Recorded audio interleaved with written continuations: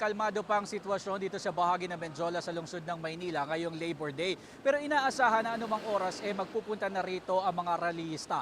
Yan ay kung makakalusot sila sa mga barikada na inilagay ng pulisya sa iba't ibang bahagi ng Maynila. Alas 9 pa lang kagabi, nakabarikada ng iba't ibang bahagi ng Maynila kasunod na nakaambang kilos protesta ngayong Labor Day. Ang gate ng Menjola, tad-tad ng barikada. Bago pa makarating ng Menjola, nakabarikada na rin ang magkabilang linya sa bahagi ng CM Recto, corner San Sebastian Street. Bukod dito, sarado na rin sa mga motorista ang Legarda Street mula Figueras Street hanggang San Rafael Street. Gayun din ang bahagi ng Ayala Bridge at Ayala Boulevard. May barikada na rin sa bahagi ng Palangka Street papasok ng Malacanang.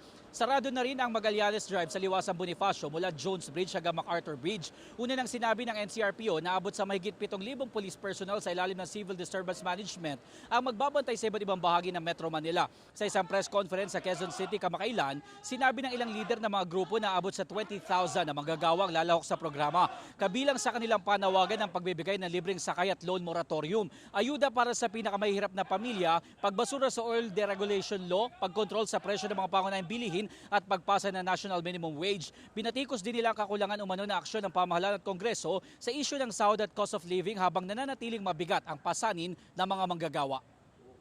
Ang binibigay ng gobyerno, 1,500. Saan po makakarating yun? Malamang isang kabang bigas kulang pa kasi ang isang kaban po ngayon mga 1,600, 1,700.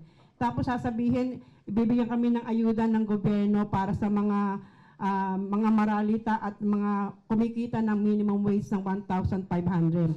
Kulang po yan. Mumu yan kung titinan mo sa kaban ng pamahalaan natin. Napakaliit po yan at parang nalilimos ang mga maralitang Tagalusod sa gobyerno para sa ayuda.